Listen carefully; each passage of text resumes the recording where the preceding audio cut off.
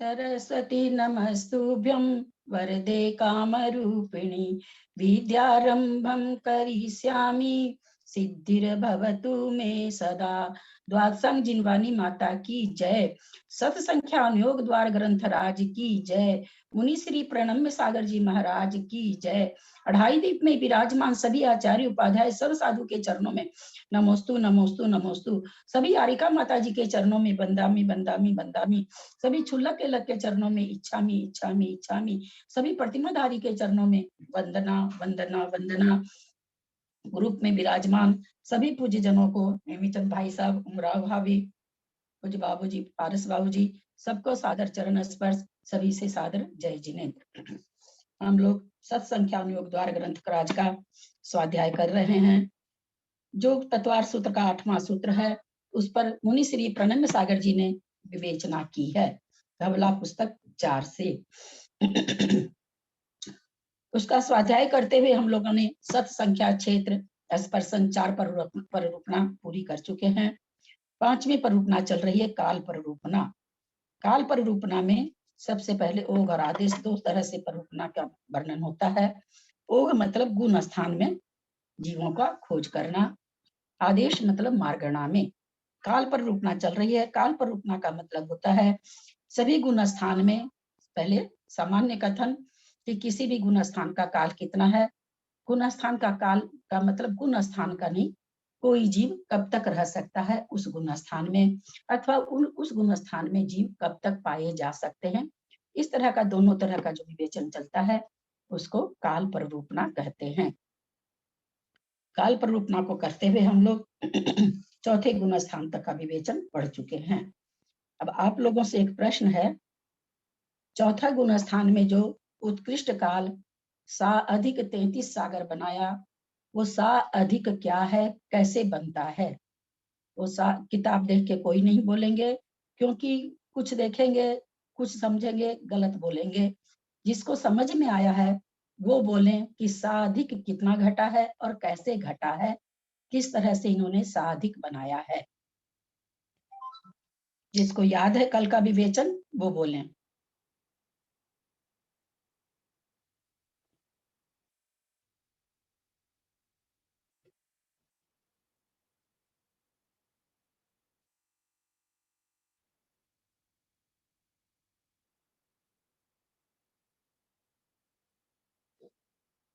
बाबूजी धोक एक प्रश्न है बाबूजी, आप अभी आए इसलिए मैं दोहरा रही हूँ। कल हम लोगों ने असंयत सम्यक दृष्टि का उत्कृष्ट काल जाना सा अधिक 33 सागर। मेरा यह प्रश्न है, वह सा अधिक कितना है और वो कैसे बना?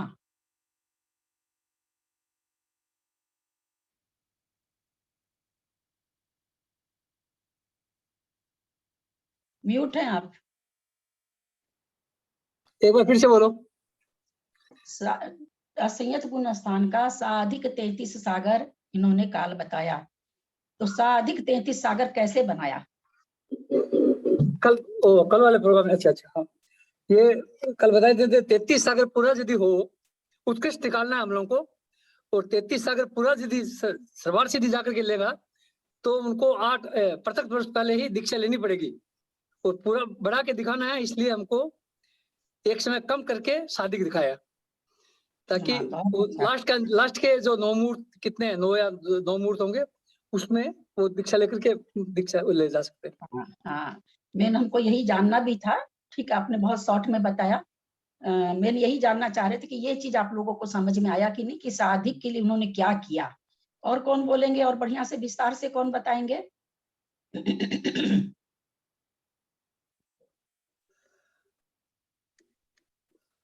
इस कथन को विस्तार से कौन बताएंगे?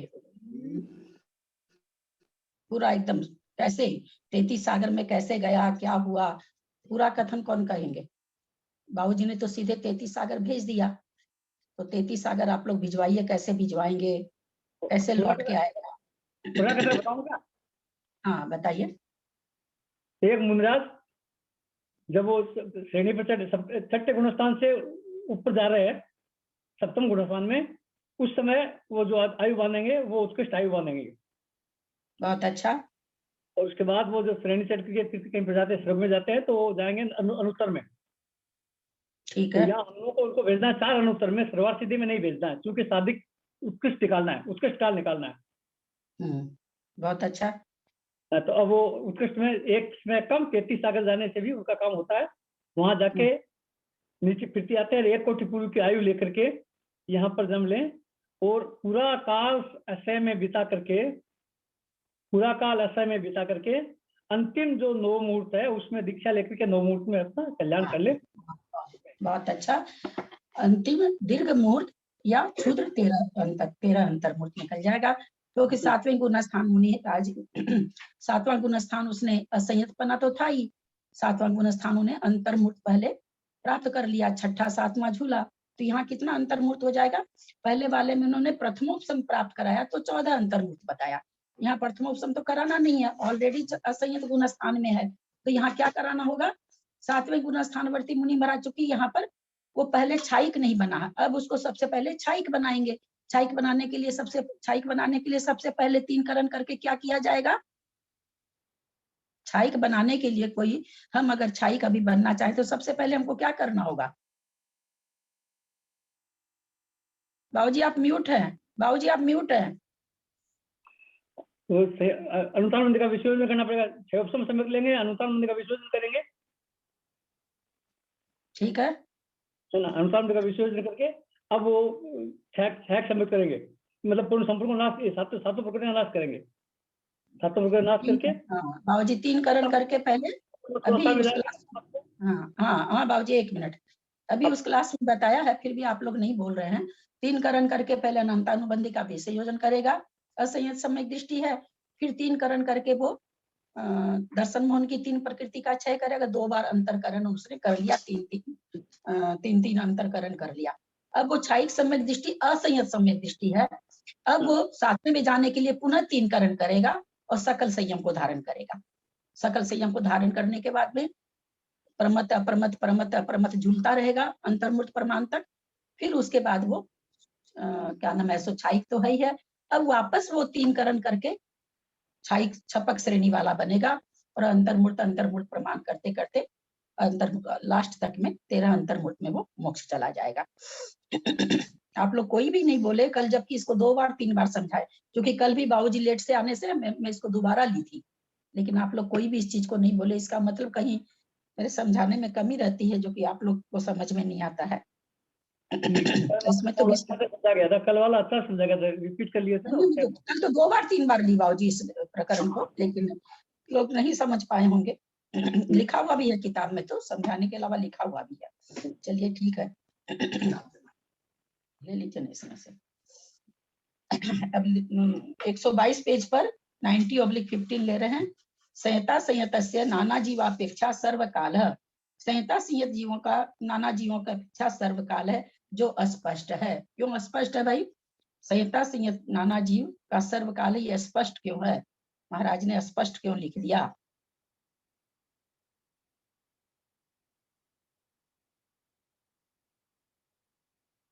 ये तो सर जी हमेशा रहेंगे, इस दृष्टि से लिखा है। हमेशा तो रहेंगे, वो तो लिख दिए, तो लिखा ही हुआ है ना कृष्णा जी, वो तो लिखा ही हुआ सर्वकाल है, लेकिन वो कारण के लिए कारण नहीं बता के, कारण के लिए उन्होंने लिख दिया जो स्पष्ट है, यानी मुझे बताने की जरूरत नहीं है, वो स्पष्ट है। तो क्या स्पष्ट है, कैसे समझे हम इस बात को, समझे कैसे?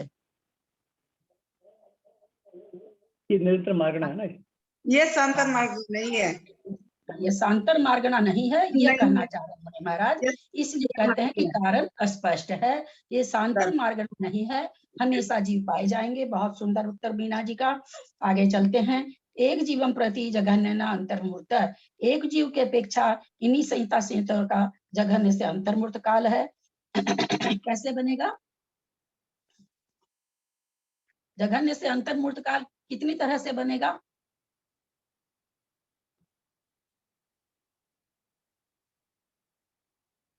जघन्य अंतरकाल का नियम हम लोग समझ चुके हैं बहुत बार। अगर वो नीचे विशुद्धि, अगर उसे विशुद्धि को प्राप्त किया तो वो छठे अगर गुण अगर स्थान में नहीं, एक नहीं है। मिनट कृष्णा जी, हाँ, बढ़िया से बोलिए कि कोई पांचवा गुण स्थान वर्ती है, पांचवा गुण ऐसे स्थान बोलिए। बढ़ती है। हाँ, पांचवा गुण हाँ स्थान बढ़ती है।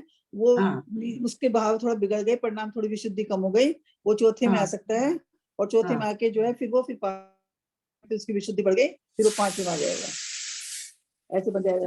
और तो दूसरी ये अगर उसे एक मिनट, इसमें तो चौथे काल का अंतर आया। चौथे हाँ, चौथे का आया, और छठे का का भी थोड़ी आ भी सकता है। हमको कम, चौथे का नहीं चाहिए ना, पांचवे का चाहिए। संहिता संयत का बोल रहे हैं। एक एक जघन्य से क्या कह रहे हैं, जघन्य से अंतर्मुक्त काल है। तो हमें क्या बताना है, पांचवें गुण स्थान का काल अंतर्मुक्त बताना है।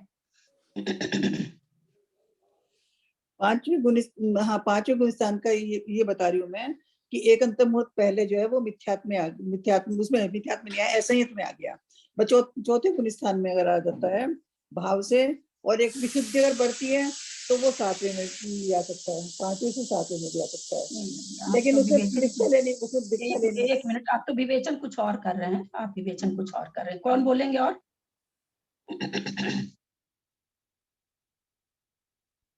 हमको इसमें संहिता संयत का जघन्य काल निकालना, तो हमको उसको निकाल के वापस उसमें भेजना पड़ेगा ना।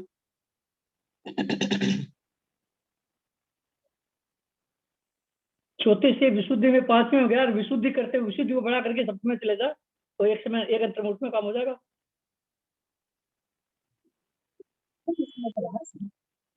करना पड़े है विशुद्ध परिणाम से चौथे से पांचवें, पांचवें से एक अंतर्मुहूर्त में सातवें चला, विशुद्ध परिणाम किया, सातवें चला गया।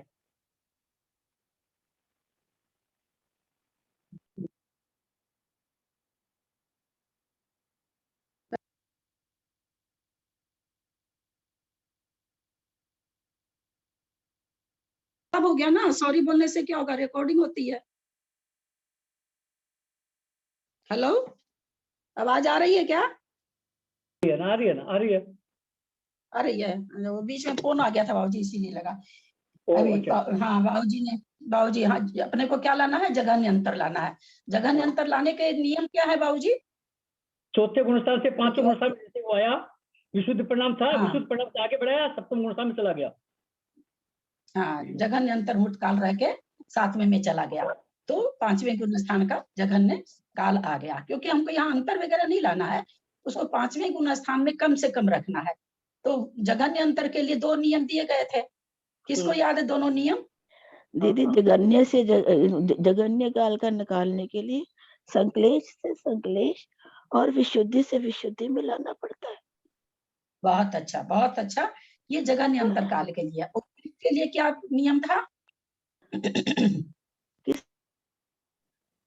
किसके लिए उत्कृष्ट समझ काल में नहीं। निकाल, विशुद्धि संक्लेश से विशुद्धि में भी जा सकते हैं, और संक्लेश से संक्लेश में भी जा सकते हैं, विशुद्धि से संक्लेश में भी आ सकते हैं, और संक्लेश से विशुद्धि में भी। हाँ आपने ये बोला ठीक, लेकिन उसमें जघन्य काल वाला अंतर, उस जघन्य काल वाला नियम उसमें नहीं लगेगा, है ना। केवल वही लगेगा, विशुद्धि से संक्लेश में लाएंगे, संक्लेश से विशुद्धि में लाएंगे। बहुत अच्छा, कल तो ये बहुत हाईलाइट करके बताया गया था। मैं याद तो नहीं कल रहता? अटेंड नहीं किया था, बुखार में पड़े, फीवर में हूँ, हाँ, वो इसलिए आपकी आवाज लग रही है, तो लग रही है आपकी आवाज, क्या बीमार हो, आवाज से लग रहा कल मैंने भी अटेंड नहीं किया था भाई, कल मैं भी नहीं थी क्लास में। है। अच्छा, कल मैं भी नहीं थी, हाँ, कल मैं नहीं थी। हाँ तभी आप नहीं मैं बोल बड़े पा गांव रहे। चली गई थी कल, हाँ, कल बड़े गांव चली गई थी मैं। हाँ, अब सोमवार को जाते हो ना? अब शनि सोमवार को जाते हो, कल कैसे गए? चलिए ठीक है, तो हम लोगों ने दिल्ली में ना लॉकडाउन लग गया ना शनिवार इतवार का, तो हमने कहा शनिवार का पढ़ लेते हैं। ये सिद्धांत तो हम लोगों को लिख के ही रख लेना चाहिए कि किसी सभी गुण स्थान के लिए, किसी एक गुण स्थान के लिए रहे ना, तो हम लोगों को लगेगा अरे गुण स्थान याद रखना पड़ेगा। ऐसा नहीं है, किसी भी गुण स्थान का जघन्य अंतर लाने के लिए संक्लेश से संक्लेश, विशुद्धि से विशुद्धि प्राप्त कराने पर होता है। और उत्कृष्ट काल निकालने के लिए संक्लेश से विशुद्धि या विशुद्धि से संक्लेश, मतलब असामान्य से और इसमें एक समान करना होगा। ये नियम हमको याद रहे। तो अब जो कि जघन्य काल निकालना है, मान लीजिए हमको विशुद्धि से निकालना, छोड़िए पांचवा गुण स्थान, चलिए हम लोग चौथे गुण स्थान में चलते हैं। हमको उसका जघन्य काल निकालना है, और हमको कैसे निकालना है, विशुद्धि से निकालना है। तो हम तीसरे गुण स्थान वाले को चौथे में भेज दिए, सर्व जघन्य काल रहा, पांचवें में भेज दिए। पांचवें से फिर वो कहाँ गया, कितना देर रहा, वो विवेचन हमको नहीं करना है। हमको तो उसको चौथे गुण स्थान में कम से कम कैसे रहा वो ये बताना है। तो हमने विशुद्धि से बताया, तीसरे से चौथे में आया, सम्यक प्रकृति का उदय आ सकता, हम लोग जानते हैं, सत्ता में है उसके, और वो सर्व जघन्य काल रहा वहां पर, और फिर वो पांचवें में चला गया, है ना, व्रत ले लिए उसने, तो सर्व जघन्य काल आ गया। अब हम इसको संकलेश से निकाले, चौथे गुण स्थान का संकलेश से निकाले कि कैसे जघन्य आएगा। पांचवा गुण स्थानवर्ती परिणामों से च्युत हुआ, अथवा सातवां गुण स्थानवर्ती, कोई भी ले सकते हैं, सातवें से छठे में के छठे गुण स्थानवर्ती, कोई भी परिणामों से बाहर का द्रव्य लिंग रहते हुए भी पांचवें गुण स्थानवर्ती का भी एक अपना क्या कहे बाहरी पहचान थोड़ी हो जाती है उनकी भी, तो हमको बाहरी पहचान से यहाँ नहीं लेना है। मुनि महाराज भी छठे गुण स्थान से चौथे में आए, तो संकलेश से आए, क्योंकि नीचे गिर रहे हैं, संकलेश आए। अब हमको चौथे गुण स्थान का जघन्य काल लाना, तो चौथे से उसको हम तीसरे में या पहले में भेजेंगे, तो सर्व जघन्य काल आ गया। ये तो ये हो गया संकलेश से संकलेश, और उत्कृष्ट से नीचे से ऊपर चढ़ाए, तब उत्कृष्ट से उत्कृष्ट में आ गया जघन्य काल। तो ये हमेशा हम लोग याद रखें। तो हम लोग को बहुत सारा, चूंकि अभी तो शुरू ही हुआ काल विवेचन, बहुत अच्छी तरह से सबको समझ में आया कि नहीं, जो आज नए ज्वाइन किए हैं, आ गया होगा। किसी को भी नहीं समझ में आ रहा ना, तो उसी समय पूछ लिया कीजिए, क्योंकि आप लोग सबको अपने को ओपन कर सकते हैं, क्योंकि थोड़ा भी विवेचन नहीं समझ में आने पर ना आगे फिर नहीं समझ में आता, तो संकोच नहीं करना अपने लोग को। मेरे को आएगा जहां तक मैं जरूर बताने की कोशिश करूंगी, नहीं भी आएगा तो मैं किसी न किसी से पूछ के बताने के लिए कोशिश करूंगी, अगले दूसरे दिन बताऊंगी, पर सबको ही समझ के चलिए, मेरा इतना ही कहना है सबसे। समझ में आया कि नहीं, आज सबको समझ में आ गया ये विवेचन, अब कोई नहीं भूलेंगे ना, सब कोई ओपन करके बोलिए। हाँ समझ आ गया, आ गया समझ में। चलिए अब चलते हैं। दीदी ये विवेचन सासाधन गुण स्थान में नहीं लगता है क्या?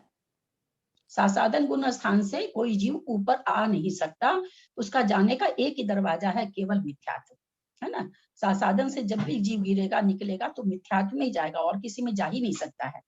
इसलिए सासाधन गुण स्थान में ये विवेचन नहीं बनता। ये विवेचन कब बनेगा, जब ऊपर के गुण स्थान में भेजे तब बनेगा, तभी तो विशुद्धि से विशुद्धि में बनेगा। इसलिए अनंता सासाधन गुण स्थान से जीव पहले में ही जाता है, उसके पास तो कोई चारा ही नहीं है।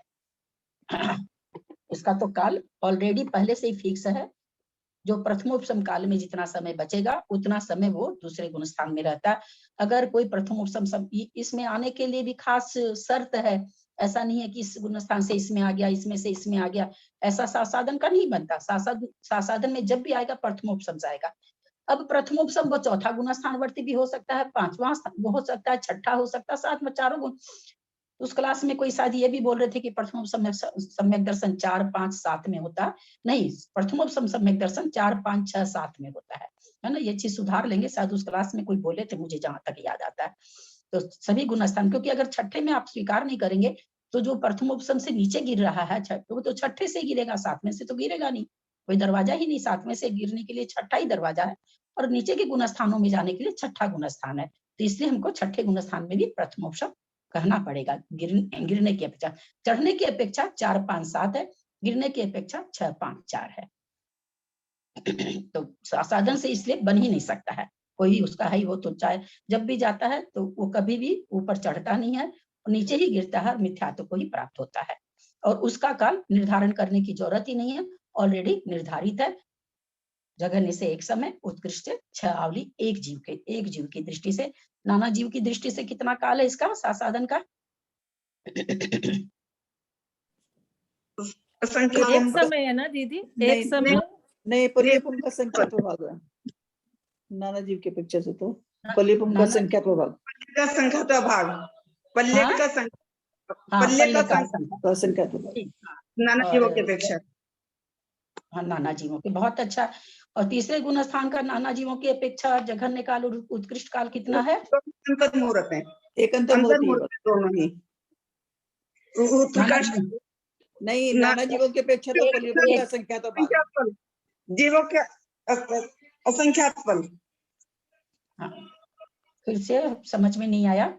मेरा प्रश्न यह है कि तीसरे गुण स्थानवर्ती काल कितना है नाना जीवों की अपेक्षा, जघन्य काल और उत्कृष्ट काल?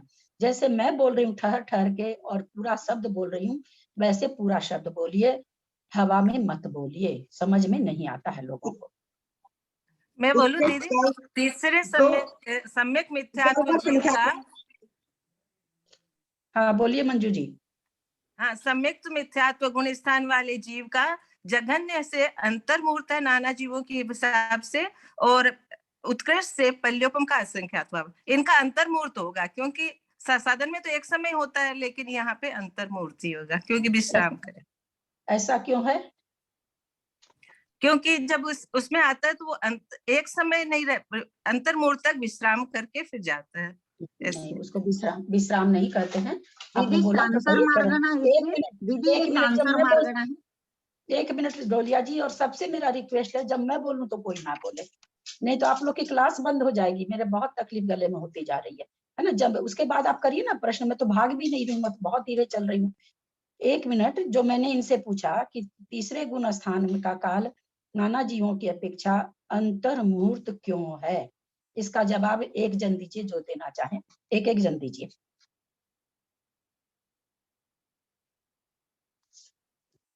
बोलिए अब।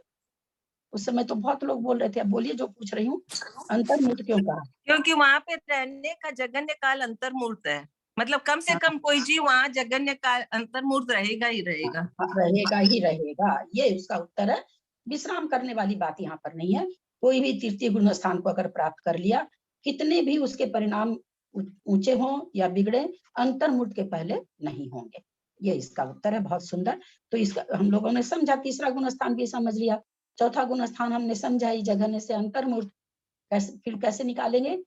या तो संक्लेश परिणामों से निकालेंगे या विशुद्धि से निकालेंगे। चौथे का भी हमने विवेचन किया भी, चौथे का निकल जाएगा उत्कृष्ट काल। अभी बाबूजी ने फिर से समझाया, साधिक 33 सागर सबको याद हो गया होगा।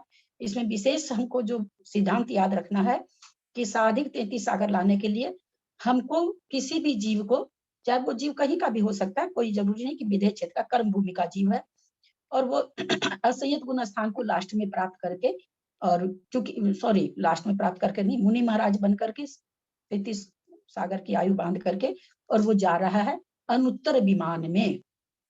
सर्वार्थ सिद्धि में नहीं भेजेंगे। क्यों नहीं भेजेंगे? सर्वार्थ सिद्धि में एक ही तरह की आयु है, अनुत्तर में इसलिए भेज रहे हैं क्योंकि साधिक काल निकालना असंयत सम्यक दृष्टि का, तो हमको पूर्व कोटि के आयु में उसको बहुत दिन तक असंयत रखना है।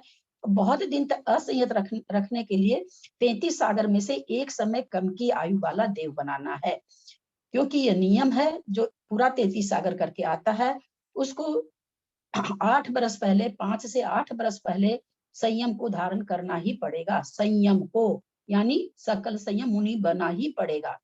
तो मुनि बनेगा तो समय कम हो गया, 8 बरस कम हो गया। और यहाँ उत्कृष्ट काल बताना चौथे गुण स्थान का, तो क्या करे, एक समय पहले उसको च्युत करा दिए, मनुष्य बना दिए। पूर्व कोटि की आयु, पूरा आयु रहा, लास्ट के क्षुद्र अंतर्मूर्त तो 13 और बड़ा अंतर्मूर्त एक अंतर्मूर्त पहले, और वो मुनि सकल संयम को धारण करके सारे गुणस्थान, सारा वहां जो जो क्रिया होनी चाहिए, छठा सातवां छप्पा किया वह सब करके वो मोक्ष चला गया। तो इस तरह से चौथे गुण स्थान का हुआ। पांचवें गुण स्थान का जगह निकाल तो सबको निकालना ही गया। अब आगे देखते हैं। पांचवा गुण स्थान पढ़ ले रही हूँ एक बार।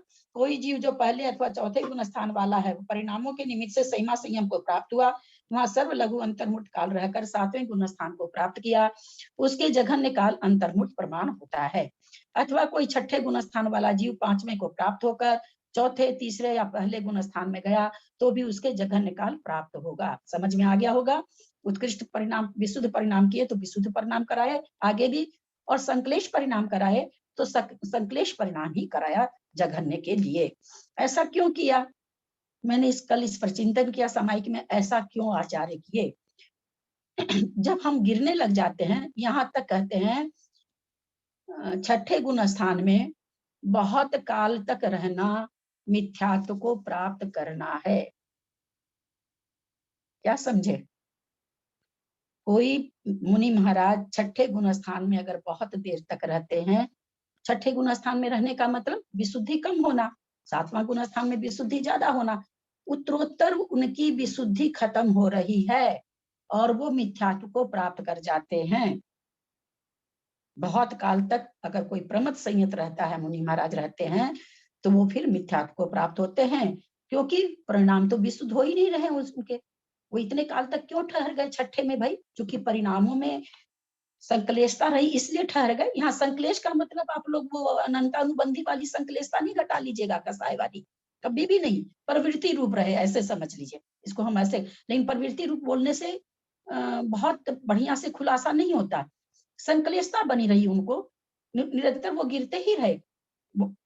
जब जब अध्यवसाय स्थान कसाय का अथवा प्रमाद का, किसी का भी जब गिरता है तो वो गिरने की ओर रहेगा, चढ़ेगा तो चढ़ने की ओर रहेगा। तो इसलिए जो प्रमद, अब कोई कहे कि नहीं वो तो समय फिक्स है, अंतर्मुक्त वहां रहेगा, उससे आधा अंतर्मुक्त साथ में रहेगा। जैसे इसको एक उदाहरण से समझाते हैं आप लोग। पेपर चल रहे हैं, हम लोग पेपर दे रहे हैं, मैट्रिक का परीक्षा दे रहे हैं, 3 घंटा समय है, ठीक है, 3 घंटा समय रहता है। अब कोई उसमें विद्यार्थी इतना तेज है, आधा घंटा में करके निकल जाता है। बंदिश थोड़ी है कि 3 घंटा बैठना है, बंदिश नहीं है। आपको 3 घंटे के अंदर तो पेपर देना ही देना है। आप खाली कॉपी दो, भरी कॉपी दो, 5 प्रश्न के उत्तर देने थे, 2 ही दो, ये आपकी मर्जी है। तो किसी ने 20 मिनट में दे के निकल गया, कोई 30 मिनट में निकला, कोई 1.5 घंटा में निकला, कोई 2 घंटा में निकला, कोई 3 घंटा बैठा रहा, इधर उधर छांटता रहा, प्रमाद करता रहा, आ ही नहीं रहा था, उसको तो 3 घंटा बिताना था, 3 घंटा बिता के चला गया और फेल हो गया। उसी तरह से परमत संयत गुण स्थान में रहने का काल अंतर्मूर्त है, लेकिन वो अंतर्मूर्त कोई ऐसा नहीं है कि 48 मिनट में 2 समय कम तक रहना है, ऐसा नहीं है। कोई 10 समय में विशुद्धि बढ़ा लिए, कोई 15 समय में विशुद्धि बढ़ा लिए। अगर हम ऐसा नहीं घटाएंगे, जो तीर्थंकर दीक्षा लेते ही 33 रिद्धि के धारी हो जाते हैं। कैसे हुए भाई वो?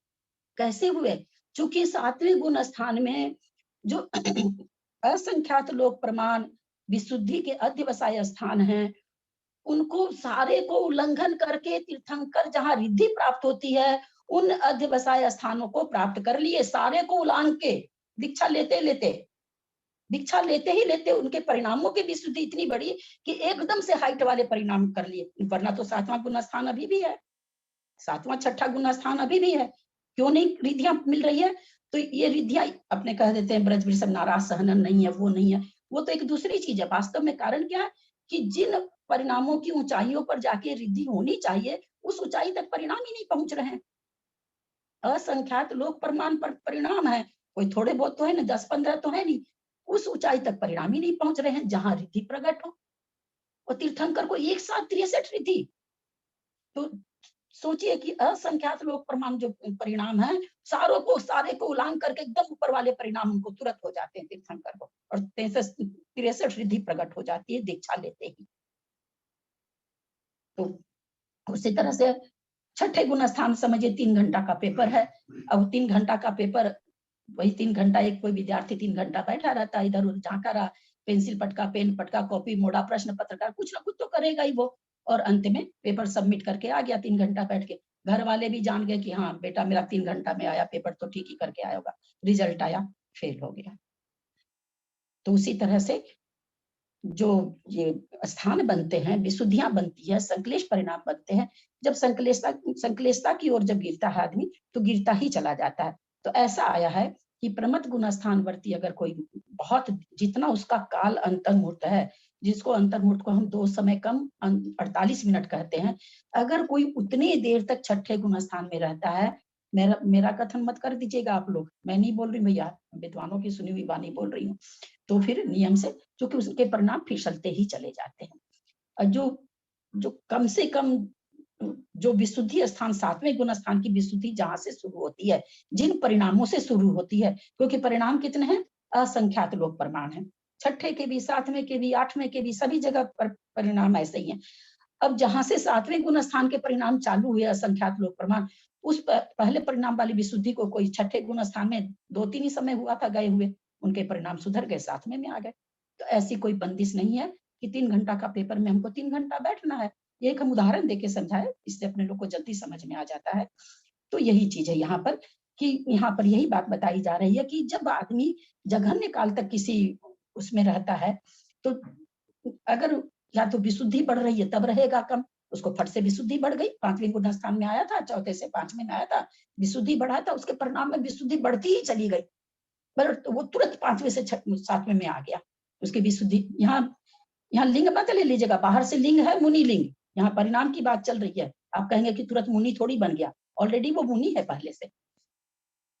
उसी तरह से 7वें से 5वें में आया, क्योंकि संक्लेशता आ रही है परिणामों में, इतनी तेजी से आ रही कि 5वें में जघन्य समय भी नहीं रहा और परिणाम नीचे गिर गया, चौथे में आ गया, है ना। मैं कल इस पर चिंतन करके आखिर ऐसे उसको विशुद्धि क्यों नहीं बढ़ा रहे हैं, तो संक्लेशता को प्राप्त होने वाले परिणाम संक्लेशता को ही प्राप्त होते चले जाते हैं।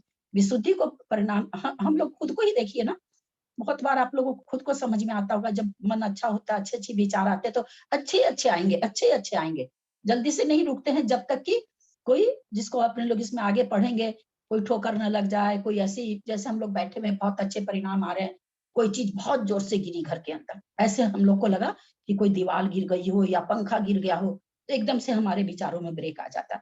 वैसी घटना जब तक प्रतिघात नहीं हो, जब तक हम अगर हमारे विचार अच्छे चलते हैं तो अच्छे ही चलते रहते हैं, और जब हमारा मन डाउन रहता है, नीचे की ओर रहता है, तो हम उसमें कोई संबोधन भी करता है तो हम लोग को संबोधन करने वाले पर भी ये मन आ जाता है, तुम तो भैया सुखी हो इसलिए तुमको बातें आती है, हम यहाँ तक भी हमारे मन में ये बात आ जाती है। तो इसी से सोच लीजिए कि जब परिणाम खराब होता है तो खराब ही होता रहता है, जब परिणाम अच्छा होता है तो अच्छा ही होता रहता है। तो ये चीजें, बहुत सारी चीजें है ना, इनकी सामायिक में अगर आप इन कथनों को दोहराएंगे, थोड़ी सी जो नहीं करते सामायिक, वो भी ऐसे आधी घंटा बैठ करके अगर इन कथन को दिमाग में लाएंगे तो एकदम तर्क पर है। अपना जैन धर्म तो पूरा साइंस है, बशर्ते हमारे समझ में आना चाहिए। ये वो नहीं है कि आचार्य कह दिए तो ऐसा है ही है, नहीं, आचार्यों ने बहुत अनुभव के तौर पर अपने पर बिता करके तब लिखा है। तो इसी कारण से संकलेश, जघन्य परिणाम लाने के लिए, हमको जघन्य समय लाने के लिए संकलेश से संकलेश में ले जाना पड़ता है, उत्कृष्ट से उत्कृष्ट में, विशुद्धि से विशुद्धि में ले जाना पड़ता है। तब तक वो मुनिराज 7वें गुण स्थान में रहेंगे, 6ठे में नहीं आएंगे, जब तक वो पूर्ण रिद्धि प्राप्त नहीं कर लेंगे, रिद्धि जो तीर्थंकर के लिए बोले हैं। 63 रिद्धि बाबूजी उनको 7वां गुण स्थान होते ही हो जाती है, उसमें उनको रहना नहीं, 7वें गुण स्थान में रहेंगे नहीं, वो तुरंत ही प्राप्त हो जाती है ना बाबूजी, उसमें कोई समय नहीं चाहिए, घंटा 2 घंटा थोड़ी चाहिए। अच्छा, आप क्या समझे, जैसे कोई तीर्थंकर नहीं, अंतर्मूर्त से, यहाँ पर अंतर्मूर्त का मतलब वही है, अंतर्मूर्त का मतलब आप वो एक आवली एक समय को लीजिए, आप उनको जैसे ही केस लोच करते ही उनको जो 7वां गुण स्थान होते ही सारी रिद्धियां आ जाती है। अच्छा, ये खास करके तीर्थंकर के लिए है, क्योंकि 63 रिद्धि उन्हीं को प्रकट होती है। मतलब वही कहना चाह रहे हैं कि हम जैसे यहाँ पर ये बताना चाह रहे हैं कि ऐसा नहीं कि स्टेप, जैसे हम सीढ़ी पर स्टेप बाय स्टेप चढ़ते हैं, बूढ़ा आदमी एक सीढ़ी पर 2 पैर रखता है ना, और जो जवान रहते हैं वो 3 सीढ़ी के बाद पैर रखते हैं ना, देखते हैं हम लोग तो मंदिर में चढ़ते हुए, तो देखिए वो 2 सीढ़ी उलांग गए, और मेरे जैसा आदमी एक सीढ़ी पर 2 पैर रखता है। तो उसी तरह से वो तीर्थंकर परिणामों में इतनी विशुद्धि आई कि सारे उसके विशुद्धि का अध्यय ऐसा स्थान उन्होंने उलांग दिया, बिल्कुल ऊपर वाला जाके पकड़ लिया जहां रिद्धियां प्रकट होती है। तो आज भी विशुद्धि में कम नहीं है, ऐसे ऐसे आचार्य हम लोग के सामने में साक्षात भगवान के जैसे बैठे हैं दिगंबर मुद्रा धारण करके, लेकिन फिर भी जो रिद्धि वाले अध्यवसाय स्थान है विशुद्धि के, वो उनको नहीं प्राप्त हो रहे हैं, इसलिए रिद्धियां उनको नहीं प्रकट हो रही है उस विशुद्धि तक। अब वो अलग बात है कि उनको अभी सहनन नहीं है, वो सब कारण तो है ही है, उस स्थान को प्राप्त नहीं करने का कारण तो है भाई, उतना सहनन नहीं है, और भी जो भी कारण होगा, तो वो तो एक काल नहीं है, द्रव्य क्षेत्र काल कुछ भी नहीं है, लेकिन होती कैसे प्रकट है वो हम बताना चाह रहे हैं कि किस तरह से परिणामों का यहाँ पर ये होता है। तो हम कभी ये नहीं मान के चलें कि 6ठे गुण स्थान का काल एक अंतर्मूर्त है, उससे आधा 7वें का है, तो इसका तो 46 मिनट है, उसका 23 मिनट है, ऐसा नहीं है, ऐसा नहीं है, क्योंकि अंतर्मूर्त एक आवली से शुरू हो जाता है और पूरा अंतर्मूर्त 2 समय 48 मिनट है। तो इतना काल तक कोई भी मुनि महाराज आज तक न रहे हैं, न रहेंगे। इतना काल तक अगर 6ठे में कोई रह जाते हैं, उनका 7वां होना मुश्किल होता है, क्योंकि परिणामों में गिरावट आ रही है उनकी लगातार। प्रवृत्ति में उतनी देर तक वो बने रहे, संकलेशता में बने रहे, तो प्राय करके अब किसी एक विशेष का अपवाद हर चीज में चलता है, परिणामों की बात अंदर की बात है, तो ऐसा कथन बनता है। तो वो हम आप लोगों को तो यहाँ पर वही समझाना आप लोग को चाह रहे थे कि भाई जघन्य के लिए इस तरह का विवेचन क्यों किया, ये हम समझाने के लिए इतनी बात का विवेचन किए हैं। दीदी तीर्थंकर जो 7वें गुण स्थान में जाते तो फिर 6वें में नहीं आते, क्या आएंगे ना, आहार वगैरह तो करते हैं ना? नहीं, बहुत बार आते हैं। अभी हाँ, उस हाँ, क्लास हाँ। में मैंने बताया ना, जब झांझरी जी ने कहा 7वें गुण स्थान से 8वें 9वें में चले गए, तो हमने उनको कहा ना कि 7वें से पहले आप 6ठे को तो प्राप्त कराइए। हजारों बार तीर्थंकर भी हजारों बार जी। उसके बिना ना उस अब क्यों बन रहे हैं, जैसे देखिए इसका भी देखिए ना लॉजिक देखिए, किसी भी चीज को हम बार बार ऐसे ऐसे ऐसे ऐसे ऐसे ऐसे करते करते करते फिर उसको उछाल देते हैं, तो वही चीज हो रहा, छठा सातवां छठा सातवां छठा सातवां छठा सातवां करते करते और फिर एकदम से उनका, क्योंकि उनमें क्या आ गया, क्या कहेंगे उसको, वेग आ गया, करते करते उनमें के उत्तेजना आ गई, वेग आ गया और फट से वो ऊपर चढ़ जाता है आदमी। इसलिए छठा सातवां झूलना ही पड़ेगा, बिना झूले उसमें वो इसका आगम का शब्द है बाबूजी, मुझे याद नहीं आ रहा, एकदम से वो छलांग लगा देते हैं परिणामों की और उनके 8वां गुण स्थान हो जाता है। दीदी एक बात पूछनी थी मुझे, अगर 63 रिद्धि प्राप्त हो जाती है, दीक्षा लेते हैं उनको, तो फिर तो उनको आहार की नहीं होना चाहिए, क्योंकि जो 63 रिद्धि होती है उनको तो आहार की जरूरत नहीं होती, लेकिन तीर्थंकर तो आहार लेते हैं। ये किसने कहा 63 रिद्धि जिसके प्रकट हो जाती है उसका आहार नहीं होता है? नहीं, 63 ये जो है ना, ये कथन इसलिए पता लगा था क्योंकि गंधर्व महाराज के बारे में आया था। अब तो ये प्रश्न हम उठा था, हमने मुझे ध्यान नहीं कौन से महाराज जी से मेरी बात पूछा था मैंने, तो उन्होंने कहा कि जो 63 रिद्धि गंधर्व को होती है प्राप्त, और गंधर्व को प्राप्त होने के बाद में उनको पता नहीं कौन सी रिद्धि का नाम लिया, वो मुझे याद नहीं है, तो उसकी रिद्धि के उससे वो आहार नहीं लेते, इसलिए गंधर्व केवल आहार नहीं लेते। मैं गंधर्व का तो नहीं जानती, क्योंकि ये पूरा विवेचन आप भी किसी का सुन के बता रहे हैं, मैं इसके ऊपर कोई भी ना बात नहीं कर सकती जब तक मैं पूरा वक्तव्य नहीं सुनूं। मैं इतना जानती हूँ कि तीर्थंकर को दीक्षा लेते ही 63 रिद्धि होती है और तीर्थंकर आहार के लिए उठते हैं, ये हमको बताने की जरूरत नहीं है।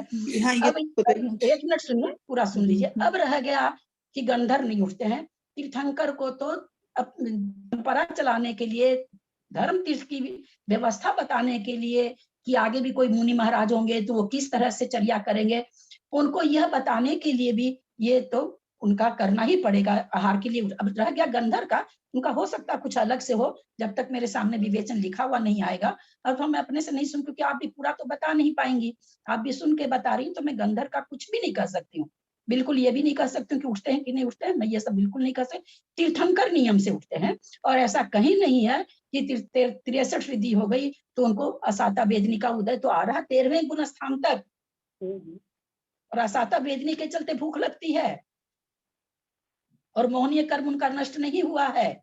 मोहनीय कर्म असाता वेदनी फल कब देती है? मोहनीय कर्म के उदय में, और उनका मोहनीय कर्म अभी 10वें गुण स्थान तक रहेगा, चाहे वो तीर्थंकर ही क्यों ना हो। और जहाँ मोहनीय कर्म है, जहाँ असाता वेदनी है, वहां पर उनको आहार के लिए उठना है पड़ता है। अब रह गया उनकी बात गंधर्व की, वो मैं नहीं कह सकती हूँ, मैं उसके लिए कुछ भी नहीं बोल सकती। और तीर्थंकर एक आता समूह शरण में भूख नहीं लगती है तो वहाँ गंधर्व प्रवेश वो अलग चीज हो गई बाबूजी, वो तो किसी को नहीं लगती, आपको हमको भी नहीं लगेगी। हाँ, तो गंधर्व प्रवेश तो वहाँ रहते हैं निश्चित रूप से, इसलिए उनका पड़ता है। नहीं भैया, ये क्लास हम लोग 12 बजे तक खींच लें, ये क्लास हम 12 बजे तक खींच, वो वहां पर वो तो तीर्थंकर है बाबूजी, ध्यान दीजिएगा मेरी बात पर। मैं तो बहुत नादान सी, कोई कुछ नहीं, शुद्ध जल का त्याग तक नहीं है मेरे को, तो मैं तो बहुत ही निम्न कोटि की हूँ। अभी इसको 12 बजे तक इस क्लास को खींच लूं तो जिनका मन लग रहा है वो कोई उठेगा क्या, बोलिए? मैं तो कुछ भी नहीं हूँ, वहां तो साक्षात भगवान बैठे हैं, वहां क्या भूख लगेगी? हाँ, यही तो बोले ना, वहाँ इसलिए भूख नहीं लगती उनको। हाँ, वहां भूख क्या लगेगी?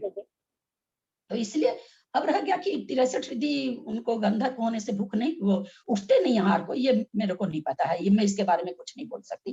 मैं तो तीर्थंकर के बारे में यहाँ पर बोल रही हूँ कि तीर्थंकर को आहार के लिए उठते हैं। उठते क्या, छठा सातवां हजारों बार झूलना ही पड़ेगा, ऊपर जाने के पहले झूलना ही पड़ेगा उनको, और छठे में आने का मतलब है प्रवृत्ति करना। ठीक है, और कोई शंका है? बहुत अच्छा, शंका आप लोग को होती तो खुलासा होता सबका ही, बहुत अच्छी बात है। कि गणधर को धर्म नहीं चलाना है, तीर्थंकर को धर्म तीर्थ चलाना, आपने ठीक कहा। इसलिए उनके लिए बहुत सी चीज नियोग है, कहते हैं शास्त्रों में ऐसा कि वो चाहे तो आहार नहीं मिले, जीवन भर आहार नहीं मिले चाहे तो, लेकिन वो लेते हैं धर्म चलाने के लिए।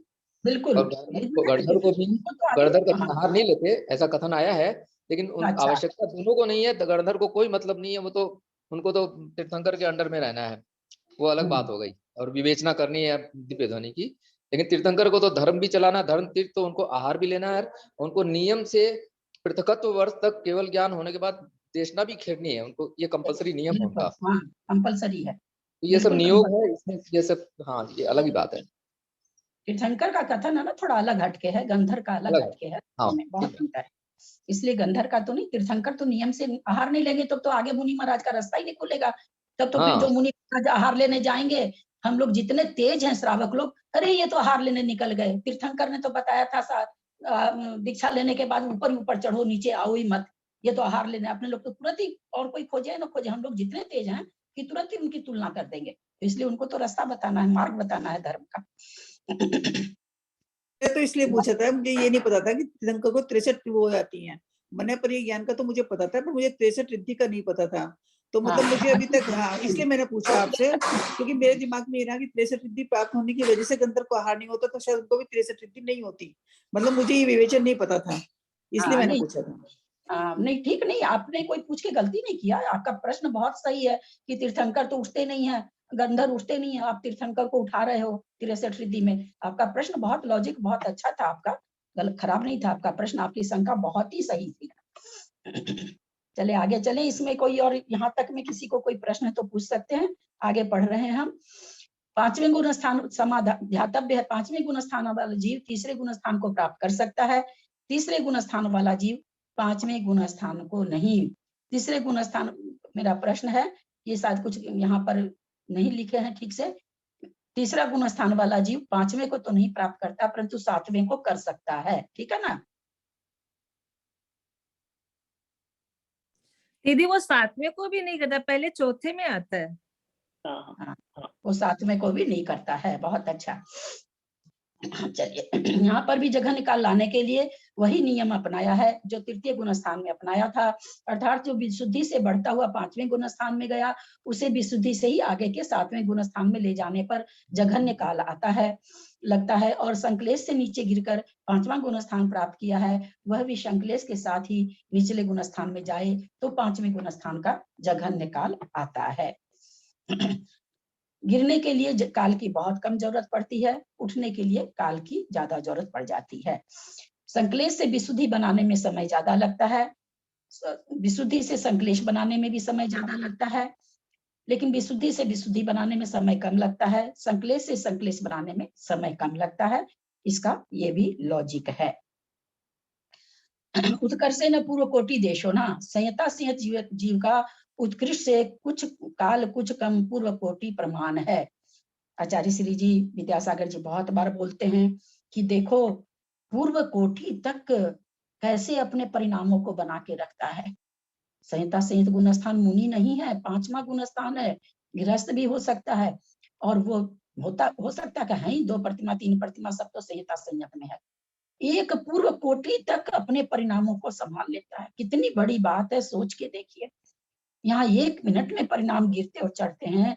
देखिए कैसा जीव होता होगा जो पूर्व कोटि तक अपने को संहिता संयत, यहाँ भाव की बात चल रही है, भाव के परिणामों की, बाहर लिंग की बात नहीं चल रही है।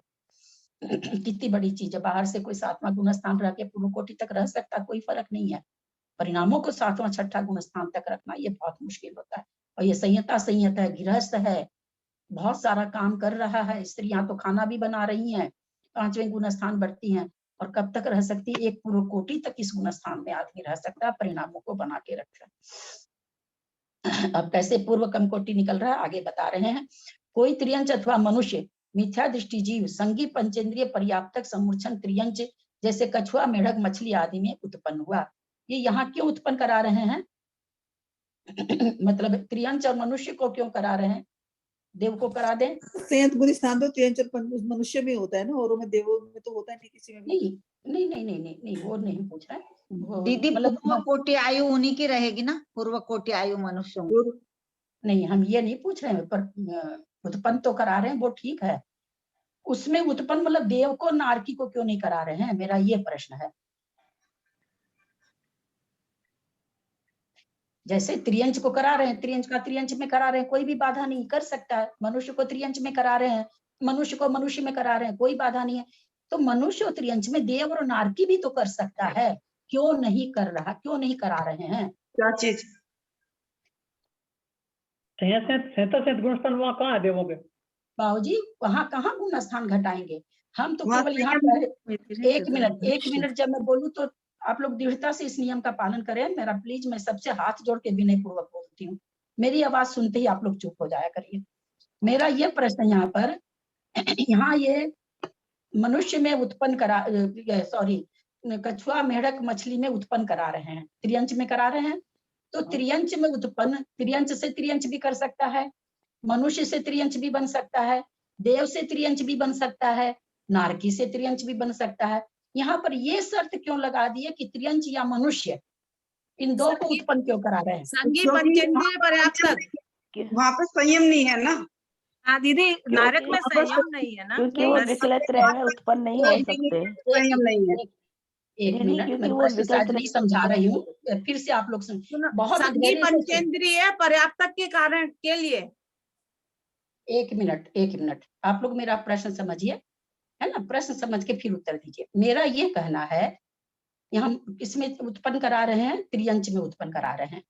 त्रियंच कौन कौन बन सकता है? पंचेंद्रिय संगी पर्याप्तक त्रियंच कौन कौन बन सकता है मरण करके? चारों गति के जीव बन सकते हैं, है ना। त्रियंच में जा सकता है, मनुष्य क्योंकि संगी पर्याप्तक है, इसलिए देव भी बन सकते हैं। 12वें शर्त, देव भी त्रियंच बन सकते हैं, नारकी भी बन सकते हैं, सातवें नरक तक के नारकी बन सकते हैं, बनते ही यही है।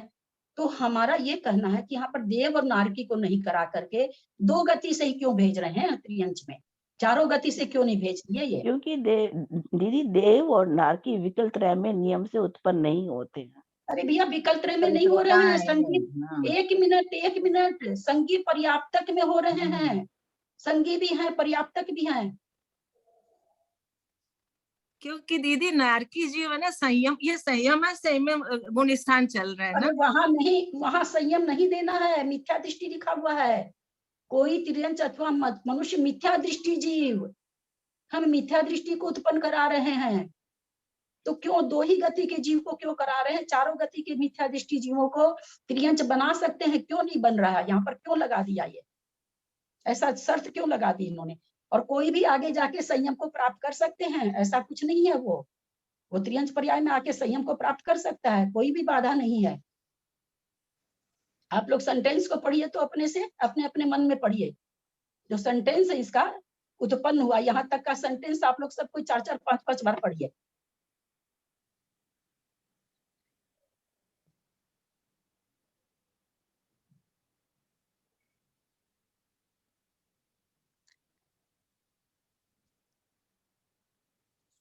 और पढ़ने की शर्त है मुंह से बोल के पढ़िए, मतलब आप स्वयं अपने होठ हिला के पढ़िए, देखिए पकड़ में आ जाएगा आप लोग को, इसी में छिपा है रहस्य। कोई तिर्यंच मतलब मनुष्य आवाज नहीं, म्यूट करके करिए, दूसरे डिस्टर्ब होते हैं। मतलब पर्याप्त होके जो संयम प्राप्त किया उन्होंने, वो देव जो है हाथ के हाथ नहीं करते, वो उनमें टाइम लगता है। एक मिनट, ये सब नहीं, वर्ष पत्थर। हाँ, कितनी हैरत की चीज है। हम लोग दीदी मैं बोल के देखूं क्या? दीदी मैं बोल कर देखती हूँ, गलत हो सकता है। जैसे हाँ, एक जन बोलिए। मैं बोल रही हूँ दीदी, जैसे तिर्यंच जो है इसमें उत्पन्न कराया, क्योंकि वो मरते समय मिथ्यात्व में आके मरे होंगे और फिर अंतर्मुहूर्त काल के बाद पर्याप्ति पूर्ण होकर वापस संयम में वो गए होंगे सम्यक्त्व प्राप्त करके। लेकिन वो तो देव भी मिथ्या दृष्टि होकर के मर करके सब कुछ कर सकते हैं, नारकी भी जन्म भर रहेगा असंयत सम्यक दृष्टि, 33 सागर तक रहा, लास्ट में मिथ्या दृष्टि होकर त्रियंच में उत्पन्न हो सकता है, इसमें क्या बाधा है? कोई बात नहीं समझ में आया होगा। 28 प्रकृति की सत्ता, इसलिए सत्ता किसी के भी हो सकती है। नारकी प्रथमोपसम चारों गति के जीव करते हैं, इसलिए चारों गति के जीवों को 28 प्रकृति की सत्ता रह सकती है। देखिए कि जब बताएंगे तो आप लोग अपने माथे पे हाथ रखेंगे कि देखो हम लोग इतना बड़ा ग्रंथ पढ़ रहे हैं। हाँ, तीनों समय बड़े ग्रंथ चल रहे हैं अभी अपने क्लास में। कर्म भूमि की अपेक्षा की वो कर्म भूमि में ही पूर्व कोटि की आयु होती है, कर्म भूमि में ही जन्मते हैं देव और नारकी, भोग भूमि में नहीं जन्मते हैं, कभी भी नहीं जन्मते हैं। तो आप क्या पूछ रहे हैं कि देव और नारकी तो हाँ? मैंने सुन नहीं पाई कुछ। आपका प्रश्न क्या था? मेरा प्रश्न ये है कि यहाँ पर त्रियंच में उत्पन्न कराया जा रहा है, ठीक है, और त्रियंच में उत्पन्न कराने के लिए ये शर्त क्या रखे कि या तो कोई मिथ्या दृष्टि त्रियंच मर के उत्पन्न हो रहा है या कोई मिथ्या दृष्टि मनुष्य उत्पन्न हो रहा है। मेरा ये कहना है कि मिथ्या दृष्टि नारकी भी उत्पन्न हो सकता है त्रियंच में, मिथ्या दृष्टि देव भी उत्पन्न हो सकता है त्रियंच में। तो ये किसी भी गति से क्यों नहीं लिख दिए, 2 गति डिफाइन क्यों कर दिए, चारों गति से क्यों नहीं लिखे? और इसका दीदी मैं उत्तर बताऊं, क्योंकि है ना उत्तर कि जन्म के 8 साल बाद ये संयम धारण करते हैं, इसलिए जन्म के 8 साल। और इसका उत्तर आप लोग तो दे देना अपने दीदी मन से। क्योंकि है ना मनुष्य और तिर्यंच यदि वापस मनुष्य और तिर्यंच बनेगा तो नियम से मिथ्या दृष्टि बनेगा, देव से आगे कोई। हाँ? एक मिनट मंजू जी, मैं यहाँ केवल ये पूछ रही अगर थी। मैं बताऊं दीदी, मैं बताऊं क्या, मैं हाँ, बताता हूँ। क्योंकि बोलिए। वो तब ये जो इतनी आयु जो है त्रियंच में, समुत्सन त्रियंच इतनी देर तक वो वर्ष कोटि पूर्व तक संयम धारण नहीं, वो तो बाद का, वो बाद की चीज है झांझरी जी। मेरा यहाँ पर एक ही प्रश्न है और फिर बता रहे हैं। मंजू दीदी आप म्यूट कर लीजिए, मंजू दीदी आप म्यूट कर लीजिए, मंजू दीदी। मेरा म्यूट ही है। भाभी मैं बताऊं, मतलब मुझे ऐसा समुच्चय में जो पैदा करा रहे हैं। एक मिनट रुकिए आप लोग, एक मिनट रुकिए, बताइएगा त्रिशला जी, पूछ रही हूँ। मैंने आप लोगों को एकदम हिंट्स दे दिया कि कोई त्रियंच अथवा मनुष्य से लेकर उत्पन्न हुआ, इसी के अंदर उसका उत्तर है।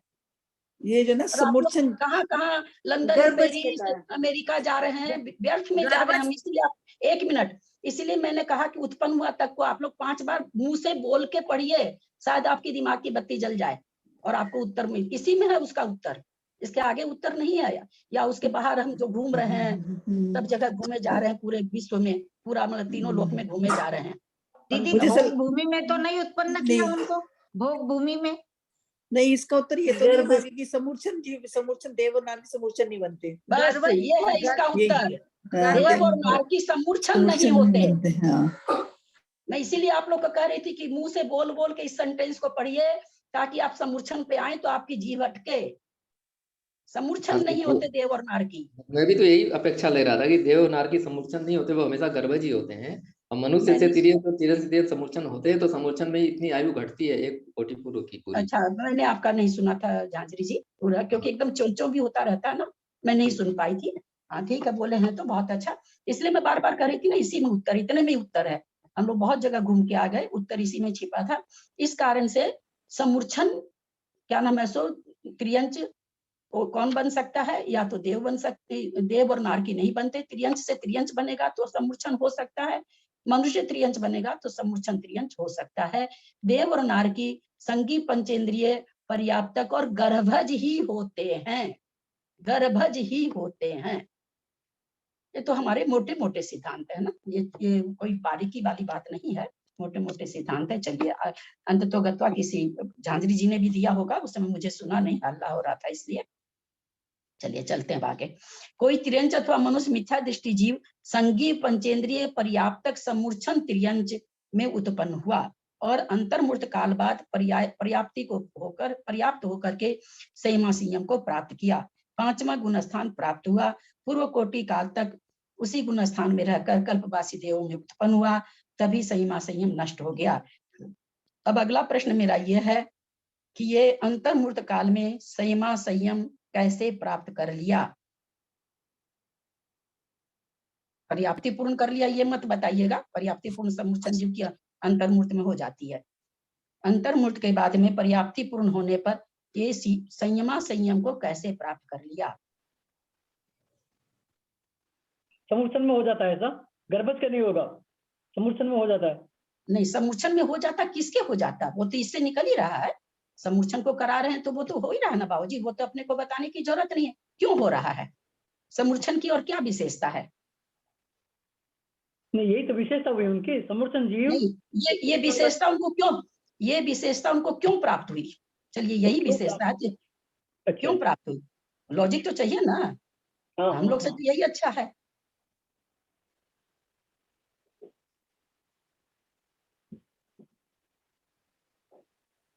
पहले प्रथमोपसम करेगा, अंतर्मुख काल तक रहेगा, फिर मान लीजिए ठीक है प्रथमोपसम समय के समय में वो 5वां कर सकता था, लेकिन वहां पर तो कराया ही नहीं इन्होंने सीधे सैमा से नहीं तो शंभू रमन का मच है ना, इसको तो प्रथम समय की जरूरत नहीं है, तो 28 सत्ता वाला है,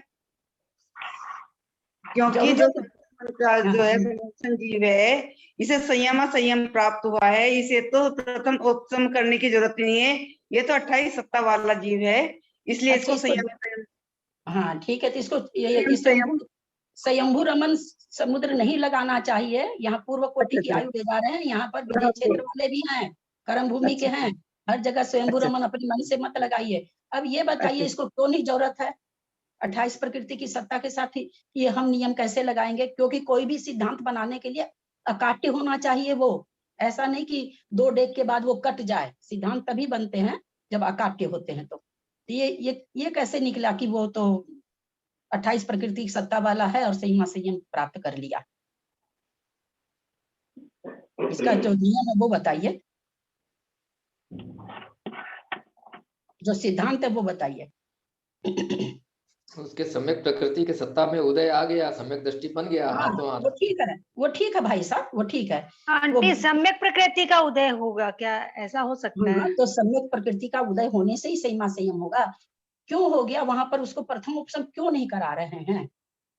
तो समूर्छन जीव को तो प्रथमोपशम होता ही नहीं है ना। होता ही नहीं है। समूर्छन जीव हमेशा 28 प्रकृति की अगर कुछ भी सम्यक का कार्य हो रहा है तो वो 28 प्रकृति की सत्ता से ही जन्म लेता है। पर ये इसका उत्तर था, समूर्छन जीव को प्रथमोपशम कभी नहीं होता। तो ये तो बोला आप ये बोल रहे थे, हम सुन नहीं रहे थे, ऐसा ही समझ लीजिए। और क्या जब आप मतलब गर्भज को ही होता है क्या समूर्छन? हाँ, नियम से गर्भज को होता है। अब बोलिए, आप बोलेंगी तो क्यों नहीं नरेंद्र जी समझे? आप लोग उत्तर देने के बाद जो बोलने लगते, हम भी ऐसा ही बोल रहे थे, हम भी ऐसा ही बोल रहे थे, तो बेकार ही हम तो माथा चटा रहे हैं सिद्धांतों में। हमको तो पढ़ के आगे बढ़ जाना चाहिए। समूर्छन जी को जैसे सही उत्तर आया, मैंने तुरंत क्या कहेंगे उसको, अमिताभ बच्चन की बात में लॉक कर दिया कि सही है। समूर्छन जीव को कभी भी प्रथमोपशम नहीं होता है। उसके जो भी संयमा संयम प्राप्त हो, सम्यक प्राप्त हो, असंख्यात त्रियंच हैं पंचम गुण स्थानवर्ती समूर्छन जीव। कौन है? जो 28 प्रकृति की सत्ता के साथ जन्म लिया है, वहां पर प्रथमोपशम नहीं होता नियम से। जब भी प्रथमोपशम सम्यक दर्शन त्रियंच को होगा, किसी भी त्रियंच को, चाहे वो कितनी ही आयु वाला हो, उसको गर्भज को ही होगा, समूर्छन को नहीं होता, नियम से नहीं होता है। ठीक है, चलें आगे। अंतर्मूर्त, इसको पढ़ लेना, इसको बीच में कैसे छोड़े। अंतर्मूर्त काल बाद पर्याप्त होकर सही संयम को प्राप्त किया, 5वां गुण स्थान प्रारंभ हुआ और पूर्व कोटि काल तक उसी गुण स्थान में रह के कल्पवासी देवों में उत्पन्न हुआ और तभी संयमा संयम नष्ट हो गया। ये 5वां गुण स्थानवर्ती त्रियंच है। और यहाँ हम लेशिया वगैरह नहीं घटाएंगे। एक साधारण सामान्य प्रश्न है, सामान्य कथन से हम पूछना चाह रहे हैं, संयमा संयम त्रियंची है, ये कल्पवासी देव में कहाँ तक उत्पन्न हो सकता है? कल्पवासी देव तो पहले स्वर्ग से लेके अनुत्तर तक हैं, है ना? ये कहाँ, किस स्वर्ग तक जन्म ले सकता है? 12वें स्वर्ग तक। और बोलिए, 16वें स्वर्ग तक। हाँ, और बोलिए, 12, 16 और बोलिए। संयमा संयम त्रियंच 16वें स्वर्ग तक है। और बोलिए, और जो लोग बोल सकते हैं बोलिए, जिन जिनकी धारणा बन रही है अवश्य बोलना चाहिए, क्योंकि उससे क्या है ना, हम अपने मुंह से जब कोई शब्द निकालते हैं, हाँ, संयम 16वें स्वर्ग तक ही जाएगा। संयमा संयमी त्रियंच 16 तक चले जाएंगे, जाएगा। हाँ, वैसा पढ़े तो हैं। यही, हाँ, यही उत्तर है। इनसे ऊपर नहीं जाएगा, 16 तक ही जाएगा। समय उसके ऊपर तो त्रियंच का ही नहीं, मुनि महाराज का है, तो उसके ऊपर कहाँ से ले आए? जा ही नहीं सकता, वो तो भाई विवेचक। त्रियंच है, संयमा संयम और अर्थात सम्यक के साथ भी 16वें स्वर्ग तक जा सकता है, और संयमा संयम के साथ तो जा ही सकता है। जिन्होंने 12वां बोला वो क्या, क्यों कंफ्यूज हो रहे हैं? 12वें स्वर्ग तक के देव त्रियंच बन सकते हैं, इसी कारण वो कई बार जब भी इस प्रश्न को पूछा जाता है तो 12वां लोग बोल जाते हैं, वो इसी कारण बोल जाते हैं, वो दिमाग में नहीं रहता है। त्रियंच 12वें स्वर्ग तक के देव त्रियंच बन सकते हैं। उसके आगे के देव त्रियंच नहीं बनते हैं। वो त्रियंच आते ही वो लोग 12वां स्वर्ग इसी चलते बोल जाते होंगे, कंफ्यूज हो जाते होंगे। दीदी असंयम त्रियंच तो 12वें तक ही जाएंगे ना, संयमा से हम 16वें तक जाएंगे, ऐसा है? नहीं, सम्यक दर्शन के साथ 16वें स्वर्ग तक जा सकता है। संयमा संयम तो जाएंगे, उसके आगे तो प्रवेश ही नहीं है, लास्ट सीमा है वो, तो वहां तक जा सकते हैं। ऐसा तो नहीं है कि चौथे गुण स्थान वाला मनुष्य 16 तक चला जाएगा, लेकिन चौथे गुण स्थान वाला त्रियंच 12 तक जाएगा, ऐसा कुछ नियम है त्रियंच के लिए?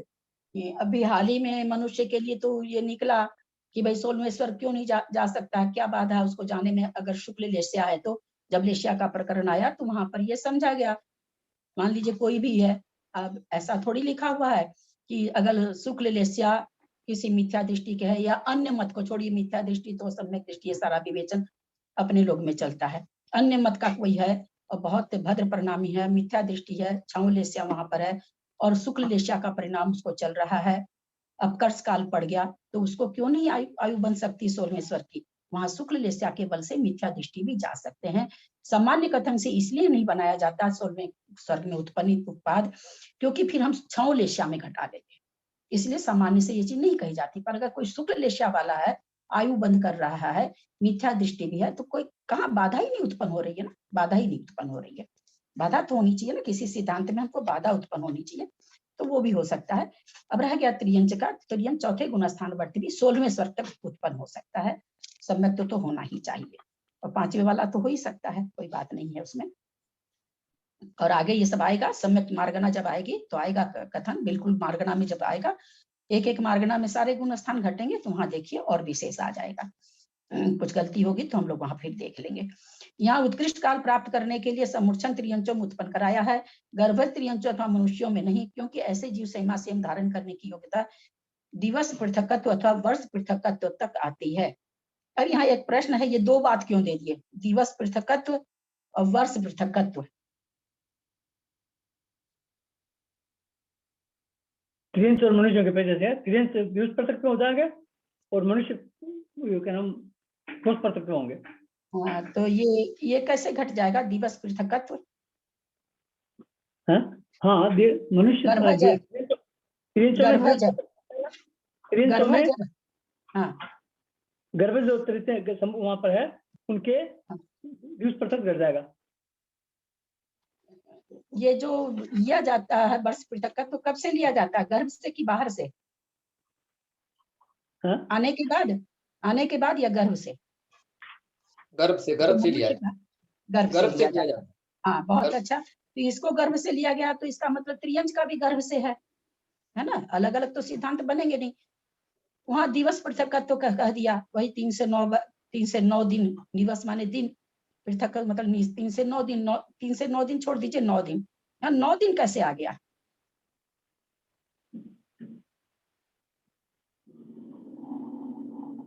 ये 8 वर्ष तो मनुष्य के लिए घटता है, त्रियंचों के लिए तो 2 माह 3 माह और अंतर्मूर्त ऐसे घटता है। तो हाँ, 2 माह 3 माह घटता, लेकिन यहाँ पर इस कथन से ऐसा पता लगता है कि दिवस पृथकत्व यानी कोई त्रियंच, जैसे बंदर है, बंदर शायद 1 सप्ताह में जन्म ले लेता है, बंदर है, एक और कछुआ या कुछ नहीं, कछुआ नहीं, कछुआ का आया था क्या, बंदर और आया था, इसी ग्रंथ में आया था, तो वो वहां पर तो 15 दिन शायद हमको याद आ रहा लिखा हुआ था।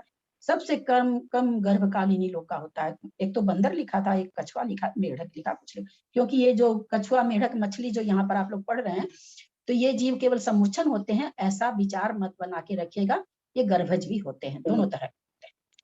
ठीक है, चलिए, स्थूल दृष्टि से एक अंतर्मूर्त कम, सूक्ष्म दृष्टि से पर्याप्त होने का एक विश्राम लेने का 2, दूसरा अंतर्मूर्त, विशुद्ध होने का तीसरा अंतर्मूर्त, 3 अंतर्मूर्त से कम काल जानना चाहिए।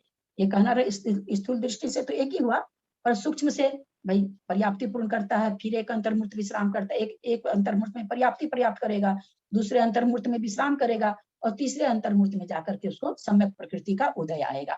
तो वही बोल रहे हैं कि स्थूल से तो एक अंतर्मूर्त, इसलिए कि तीनों मिला के भी अंतर्मूर्त है, लेकिन अगर हम सूक्ष्म से विचार करें तो वास्तव में 3 अंतर्मूर्त है, क्योंकि पर्याप्ति पूर्ण करने में भी अंतर्मूर्त लगता है, पर्याप्ति पूर्ण करने के बाद में एक अंतर्मुख विश्राम करता है नियम से, उसके बाद वो विशुद्ध परिणामों को प्राप्त करता है, तो 3 अंतर्मुहूर्त लगते हैं। इस तरह से यहाँ सादी मिथ्या दृष्टि को लेना चाहिए, जिसके होने की 28 प्रकृति की सत्ता है। ठीक है दीदी 3 अंतर्मुहूर्त में वो इतना बड़ा हो जाता है? फिर अंतर्मुहूर्त में 3 अंतर्मुहूर्त में वो संयम भी ले लेता है क्या? इतना बड़ा मतलब? हाँ, वेदक सम्यक तो 6 मास में एक ही साथ होता है, तो व्रत ही सीधे लेता है, क्योंकि पहले से ही है ना उसके पास सम्यक प्रकृति है, परिणाम उसके इतने अच्छे हो गए कि वो सम्यक भी हो गया, और वो थोड़ी जान रहा है कि मेरे सम्यक का उदय है, वो सीधे वो व्रत ले रहा है, तो सम्यक प्रकृति के साथ उसका व्रत हो गया। नहीं, मैं बोल रही हूँ कि मतलब वो इतनी जल्दी उतना बड़ा हो जाता है क्या? समझ आ जाती है उसको? बड़ा होने की जो वह ना समूर्छन जीव है, अंतर्मूर्त में पर्याप्ति पूर्ण कर लेता है, अंतर्मूर्त में एकदम बिल्कुल त्रियंश को अपने जैसे थोड़ी होता है। आज गर्भज का भी जो किया है वो भी 15 दिन में 7 दिन में जितने दिन में गर्भ से निकला, अंतर्मूर्त के बाद वो पूरा मतलब जिसको क्या कहेंगे, पूरा पूर्ण तरह से तैयार हो जाता है कुछ भी सोचने समझने के लिए। त्रियंचों का इससे ज्यादा समय नहीं लगता। जैसे अपने होता है कि अपने भी तो 8 वर्ष अंतर्मूर्त से कह रहे हैं, गर्भ काल से लेकर के क्यों कहा जाता है? क्योंकि अपने यहाँ 8 वर्ष का थोड़ा है नियम कि कोई भी मनुष्य 8 वर्ष तक जो भी कहते हैं ना अनुव्रत लेने लायक नहीं, उसके पहले माँ बाप उसका कहते हैं। अपने यहाँ मनुष्यों में देखिए, मनुष्य इतना क्या कहेंगे, इतना बुद्धिजीवी होकर के मनुष्य का हाल देखिए, क्योंकि वो इतना नहीं, उसकी बुद्धि परिपक्व होती है कि वो व्रत ले, और यहाँ पर बोलना तो है नहीं, पर उसके परिणाम इतने ऊंचे हो जाते हैं कि वो संयम हो जाता है। कथन तो समूर्छन के हिसाब से बना ना, दिवस पृथक तो है ना, समूर्छन जीव की अपेक्षा से ही बना ना। नहीं, पर्याप्ति पूर्ण तो कोई भी त्रियंच उत्पन्न होते अंतर्मुहूर्त में कर ही लेगा। गर्भ में जितना काल रहा उतना काल भी लिया जाता है। समूर्छन जीव गर्भ में आता नहीं है, तो अंतर्मुहूर्त खाली उसको पर्याप्ति पूर्ण करने के लिए लिया गया। और गर्भज है 7 दिन में जन्म ले रहा है, 8 दिन में ले रहा है, 15 दिन में ले रहा है, 2 महीने में ले रहा है, 11 महीने में भी होता है किसी का, तो 11 महीने के बाद बाहर आता है, उसका फिर अंतर्मुहूर्त, तो उसके बाद अंतर्मुहूर्त में वो कोई भी सम्यक प्रकृति को उदय लाके कुछ भी कर सकता है। लेकिन मनुष्य गर्भ में 9 महीने रहने के बाद में बाहर आया, उसके बाद भी उसको 7 वर्ष 3 महीना और लगेगा। यहाँ ये समझना हम लोग को, वो बाहर आते ही त्रियंच बाहर आते ही अंतर्मुहूर्त में उसी योग्य हो जाता है, जबकि मनुष्य बाहर आने के बाद भी नहीं होता है। अभी ये बताया था ना आपने, सम्यक के लिए तो गर्भ के दिन लेने हैं और संयम के लिए गर्भ के दिन छोड़ने हैं, संयम की अपेक्षा से छोड़ने है। धवला जी में आया है कि संयम की अपेक्षा तो गर्भ से बाहर आने पर दिन छुड़ाने, और सम्यक की अपेक्षा लेने हैं। और इसी बंदर का काल सबसे कम होता है क्या गर्भ में? ललिता जी, बंदर का काल सबसे कम होता है शायद बंदर का ही आया था, बंदर के साथ में एक और आया था, मेढक आया था क्या 15 दिन वहां पर, इसी में आया था, हो सकता आ गया होगा, नहीं आया होगा तो आगे आएगा। वो कितने दिन रहता है गर्भ में? हाँ, गर्भ में कितने दिन रहता है वो? बंदर कितने दिन रहता है गर्भ में? इसी में आया था 15 दिन। 15 दिन में पैदा हो जाता है। हाँ, इसमें यही आया था कि 15 दिन में आएगा, आगे आएगा, नहीं आया शायद, आया नहीं दोबारा तो आएगा, आगे आएगा, इसी में आया था, इसी से हमने भी जाना, इसी अनुयोग द्वार से जाना। मैं भी पहले पूरा शरीर बन जाता है, पूरा शरीर बन जाता है। आया था, गाय का आया था शायद। नहीं समझी, कुसुम जी आप क्या बोल रहे हैं? नहीं, मैं सरोज बोल रही हूँ, गर्भ में 15 दिन से 15 दिन में पूरा शरीर बन जाता है क्या? हाँ, बन जाता है। तो इसमें अपने लोग को शंका करने की जरूरत ही नहीं है, क्यों अपने तो न तो उसको पेट काट के देखने जा रहे हैं, अपने तो ग्रंथ में जो लिखा हुआ वो जान रहे हैं, तो हो जाता होगा पूरा शरीर, तभी तो बंदर के लिए तो आया ही है कि पैदा होते ही पहली बार ही सुना बंदर, इसी में आया है। बंदर का तो पहली बार ही सुना, इसलिए बोल। अच्छा, हम भी पहली बार इसी में पढ़े हैं, इसी ग्रंथ में पढ़े हैं। आ गया होगा दोबारा में, या तो नहीं आया होगा तो आगे आ जाएगा आगे, जब गति आएगी वहां पर आ जाएगा। गति मार्गना से, जब मार्गना से आएगा काल का, तब आ जाएगा, इसी में आएगा, अभी 2-4 दिन में आ जाएगा, मत घबराइए। चलिए, यदक्ष मात्रा पदवाक्यहीनं मया प्रमादादि किंचनोक्तम् तन्मे क्षमित्वा विदधातु देवी सरस्वती केवल बोध लब्धि बोधि समाधि परिणाम शुद्धि स्वात्मोपलब्धि शिव सौख्य सिद्धि चिंतामणिं चिंतित वस्तु दाने त्वं वंदे मानस ममास्तु देवी। जावानी के ज्ञान की सूझी लोकालोक सोवानी मस्तक चढ़ो सदा दे तू दो। हे जिनवानी भारती तो जपून दिन रैन जो तेरा शरणा गए सो पावे सुख चैन। देव वजू और हंत को गुरु से हो निर्ग्रंथ दया धर्म पालू सदा यही मोक्ष का पंथ। बोलो दासम जिनवानी माता की जय। 9 बार नमोकार।